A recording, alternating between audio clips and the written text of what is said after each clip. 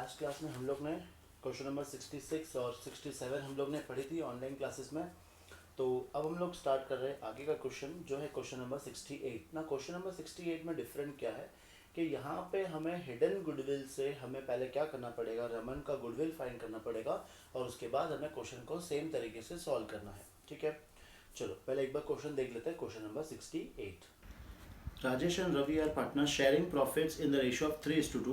Their balance sheet at 31st March 2020 stood as। एक balance sheet हमें दी है, balance sheet को हम रीड नहीं करेंगे, हम क्या लगाएंगे, सबसे पहले डॉट लगाएंगे। तो स्टॉक पे डॉट लगा दो, प्रोविजन फॉर डाउटफुल डेट्स मतलब डेटर्स पे डॉट लगा दो, फर्नीचर पे डॉट लगा दो और बिल्डिंग पे डॉट लगा दो। सबसे पहले हमारा डॉट का काम हो गया। तो फर्स्ट हम लोग स्टार्ट करेंगे, ये बैलेंस शीट को हम लोग अपने बैलेंस शीट और पार्टनर्स कैपिटल अकाउंट में जहाँ पे भी सही है वहाँ पे हम लोग लिखेंगे। ठीक है, चलो स्टार्ट करते हैं। देखो फर्स्ट हम लोग क्या लिखेंगे, कैश। ये कैश हमें कहाँ लिखना है, ब्रैकेट में, बिकॉज इसमें कुछ प्लस होगा। फिर स्टॉक, तो स्टॉक पे एडजस्टमेंट है तो 15,000 लिख देंगे इनर कॉलम में। फिर है प्रीपेड इंश्योरेंस, ना प्रीपेड इंश्योरेंस पे कोई डॉट नहीं है तो सीधा हम लोग लिखेंगे आउटर कॉलम में 1500।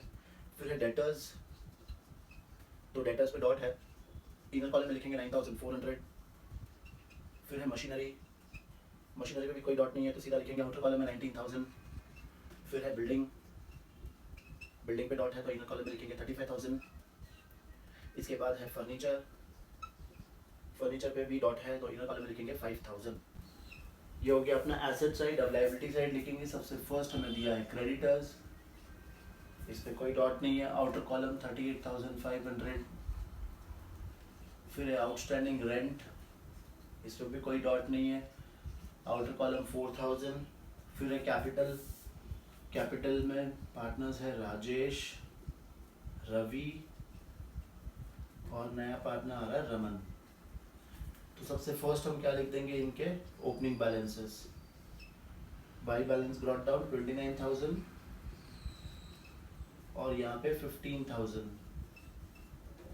ठीक है, ये हो गया अपना फर्स्ट स्टेप जहाँ हम लोग बैलेंस शीट को कॉपी डाउन करते हैं। Now Raman is admitted as a new partner introducing capital of 16,000। ये भी हमें पता है कैसे करते हैं ना। रमन कैपिटल आ रहा है 16,000 तो हम लोग एक तो कैश में प्लस कर देंगे 16,000 और इसके रमन के क्रेडिट साइड में लिखेंगे बाय कैश अकाउंट, इसके अकाउंट में आ जाएगा 16,000। ठीक है, फिर the new profit sharing ratio is decided as 5:3:2। जहां पर भी न्यू रेशियो दिया होगा वहां हमें पहले सैक्रिफाइस रेशियो निकालना कंपलसरी है।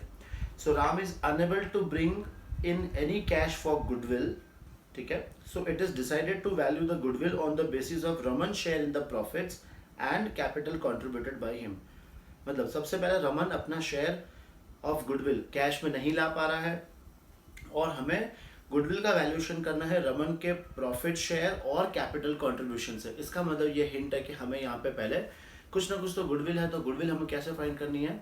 हम लोग ने हिडन गुडविल वाला पढ़ा था जहाँ पे हम लोग पहले तो जो रमन कैपिटल ला रहा है उससे हम टोटल कैपिटल फाइंड करेंगे और फिर उसमें से तीनों पार्टनर का कैपिटल माइंड करेंगे। वो भी कौन सा कैपिटल, एडजस्टेड कैपिटल माइनस करेंगे तो हमें आ जाएगा हमारा आंसर हिडन गुडविल। फिर उस हिडन गुडविल में से रमन का शेयर निकालेंगे और फिर आगे का तुम्हें प्रोसीजर पता है। ठीक है, तो चलो सबसे फर्स्ट हम लोग क्या फाइंड कर लेंगे, सैक्रिफाइसिंग रेशियो।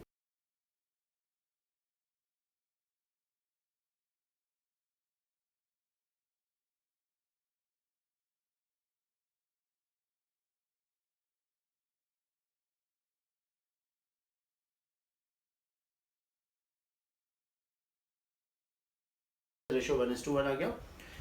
फिर अब हमें जो हिडन गुडविल निकालना है उसके लिए मुझे क्या चाहिए, ये दोनों पार्टनर्स का एडजस्टेड कैपिटल। एडजस्टेड कैपिटल का मतलब होता है सारे एडजस्टमेंट सॉल्व करने के बाद जो कैपिटल बचता है उसे हम कहते हैं एडजस्टेड कैपिटल। तो फर्स्ट हम सारे एडजस्टमेंट सॉल्व कर लेंगे। देखो stock to be decrease by 5%, तो स्टॉक में से हम लोग क्या करेंगे, less decrease at the rate of 5%। इसका 5% कितना आएगा 750, आउटर कॉलम में 14,250। फिर स्टॉक के बाद स्टॉक का सेकेंड इफेक्ट भी लिख देते हैं, लॉस अपने लिए तो 2 स्टॉक 750। फिर है provision for doubtful debts is to be 500, मतलब अब अपना प्रोविजन जो है प्रोविजन फॉर डाउटफुल डेब्ट्स, अब ये कितना है 500, तो आउटर कॉलम में कितना आ जाएगा 8900। नाउ प्रोविजन पहले से ही 400 दिया हुआ था और अब प्रोविजन कितना हो गया 500, तो हमें कितना लॉस हो गया है ओनली 100 का। यहाँ पे गलती से वो 500 मत लिखना, मैंने तुम्हें सिखाया ये चीज़, ठीक। फर्नीचर टू डिक्रीज बाय 10%, तो फर्नीचर में भी हम लोग क्या करेंगे decrease at the rate of 10%। 10% आएगा 500, आउटर कॉलम में 4500। लॉस हम लिखेंगे यहाँ पे टू फर्नीचर, लॉस आ गया है 500। और बिल्डिंग इज वैल्यूड एट 40,000, 35,000 का अब हो गया है 40,000, तो यहाँ पे 5,000 अपना क्या हो गया वैल्यू इंक्रीज हो गई है, तो ये प्रॉफिट। तो यहाँ पे लिख देंगे हम लोग बाय बिल्डिंग 5,000। तो सारे एडजस्टमेंट अब सॉल्व हो गए। सारे एडजस्टमेंट सॉल्व होने के बाद हम लोग क्या करेंगे, सबसे पहले फर्स्ट हमारा रीवैल्यूएशन अकाउंट को क्लोज करेंगे। टोटल ये ज्यादा है तो यहाँ पे 5,000, फिर 5,000 में से ये सब माइनस करेंगे, ये आ रहा है 1350, तो 5,000 में से 1350 माइनस करेंगे तो ये बच जाएगा 3650। तो यहाँ पे लिख देंगे हम लोग 3650, ठीक है। और ये 3650 को हम दोनों पार्टनर्स में क्या करेंगे डिस्ट्रीब्यूट कर देंगे, तो यहाँ पे लिखेंगे टू पार्टनर्स कैपिटल अकाउंट, नाम है राजेश और रवि। इनका रेशियो क्या था 3:2, तो अब ये 3650 को हम लोग डिवाइड करेंगे 3:2 में, तो पहले डिवाइड बाय 5 कर लेंगे, तो 5 7 से 35, 1 कैरी 5 3 से 15, 730 को अब 3 से मल्टीप्लाई करना है और 2 से मल्टीप्लाई करना है, तो 0 9 21 0 6 14, तो आंसर कितना है 2190 एंड 1460। ये लिख देंगे हम यहाँ पे बाय रीवैल्यूएशन अकाउंट, अमाउंट आ रहा है 2190 और सेकंड का आ रहा है 1460, ठीक है। अब हमें क्या निकालना है एडजस्टेड कैपिटल, तो अब हम लोग करेंगे कैपिटल एडजस्टमेंट। मैं ये सैक्रिफाइस रेशियो मिटा देता हूँ, होप से तुम्हारा हो गया होगा।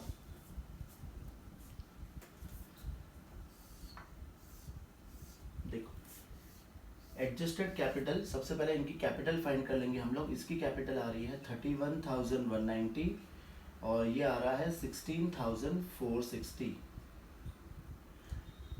क्लोज नहीं करना है हमें बिकॉज अभी इसमें क्या पेंडिंग है गुडविल पेंडिंग है, करेक्ट। तो टोटल तो हम लोग फाइंड कर सकते हैं ना। देखो अब हमें किसका शेयर चाहिए, नया पार्टनर कौन आ रहा है रमन, तो रमन्स शेयर, रमन का शेयर क्वेश्चन में कितना दिया है 2/10 या फिर 1/5 भी ले सकते हैं। और रमन्स कैपिटल, रमन की कैपिटल क्वेश्चन में दी हुई है 16,000, करेक्ट। रमन की कैपिटल है 16,000। फिर अब इस बेस पे हम लोग क्या फाइंड करेंगे टोटल कैपिटल ऑफ फर्म, कैसा आएगा 16,000 इंटू इस रेशियो को हमें क्या कर देना है रिवर्स, तो ये आ गया 80,000। ये अपनी क्या आ गई टोटल कैपिटल ऑफ फर्म। अब इसमें से हम लोग क्या माइनस करेंगे adjusted capital of all partners, adjust.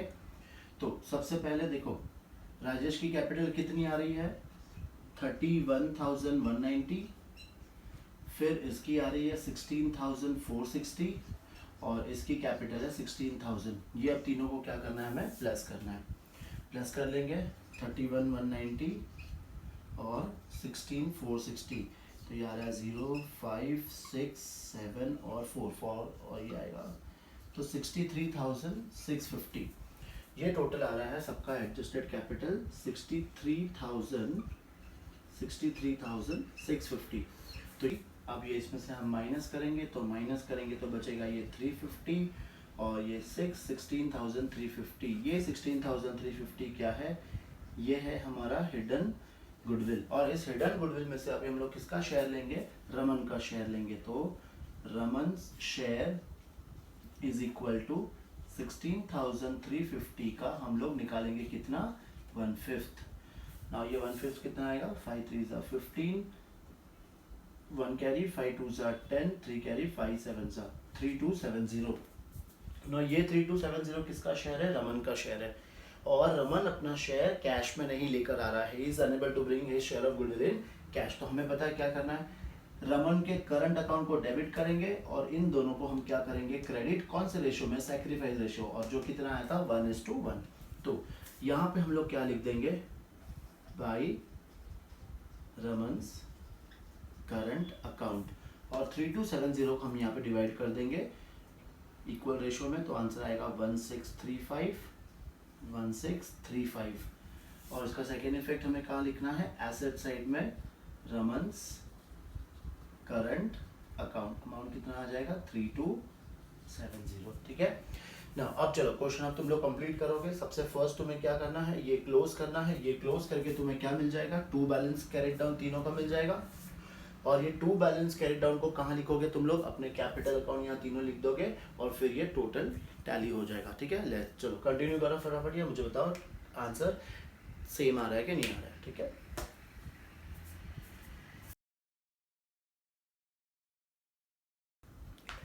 Question number 69 देखते हैं हम लोग। क्वेश्चन नंबर 69 में अब मैं सिर्फ तुम्हें क्या रीड करूंगा, एडजस्टमेंट, और ये क्वेश्चन तुम्हें खुद से सॉल्व करना है। ठीक है, मैं एडजस्टमेंट सारे तुम्हें रीड करके बता दूंगा कि इफेक्ट्स कहाँ कहाँ जाएंगे, क्वेश्चन तुम लोग सॉल्व करोगे। देखो फर्स्ट एडजस्टमेंट क्या दिया है हमें, फर्स्ट एडजस्टमेंट है C brings 30,000 as capital and he also brings 10,000 for his share of goodwill. Now capital और goodwill तुम्हें पता है कैसे करना है, फिर भी बता देता हूँ।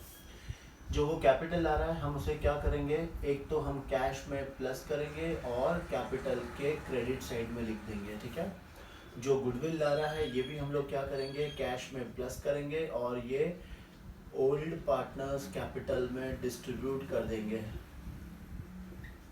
ठीक है, कौन से रेशियो में, सैक्रिफाइस रेशियो में।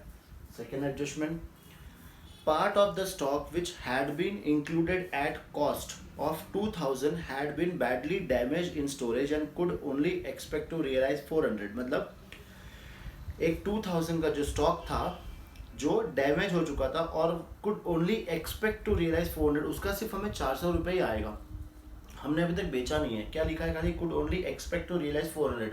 तो यहाँ पे क्या पता चला कि 2000 का जो स्टॉक था उसका हमें कितना पैसा मिलेगा, सिर्फ 400, तो लॉस कितने का होगा 1600। तो सेकेंड एडजस्टमेंट हम लोग क्या करेंगे, लेस फ्रॉम स्टॉक, अपने स्टॉक की वैल्यू कम हो गई और ये अपने लिए लॉस है, तो कहाँ लिखेंगे, लॉस को रीवैल्यूएशन अकाउंट के डेबिट साइड में, अमाउंट कितना आएगा 1600। ठीक है, फिर third adjustment, bank charges of 200 for the year were not recorded, हमने बैंक चार्जेस को रिकॉर्ड नहीं किया, तो अब रिकॉर्ड कर लो। बैंक चार्जेस को हमें क्या करना है, एक तो हमें बैंक में से माइनस करना है और अपने लिए लॉस है, लॉस हम कहाँ लिखेंगे, रीवैल्यूएशन अकाउंट के डेबिट साइड में। ठीक है, और अमाउंट इसमें कितना आ जाएगा 200। फिर depreciation on building of 3,000 for the year was not provided, हमने डेप्रिसिएशन चार्ज नहीं किया, तो एक इफेक्ट क्या होगा डेप्रिसिएशन का, एक तो हम बिल्डिंग में से माइनस कर देंगे और ये अपने लिए लॉस है, तो रिवैल्यूएशन अकाउंट के डेबिट साइड में, और ये अमाउंट कितना आ जाएगा 3000। A credit purchase of goods for 800 were not recorded in the books but had been included in stock, हमने एक क्रेडिट परचेज किया था जो हमने बुक्स में रिकॉर्ड नहीं किया है। ठीक है ना, अगर मैंने परचेज रिकॉर्ड नहीं किया तो एक तो हमारा क्रेडिटर्स बढ़ जाएगा ना,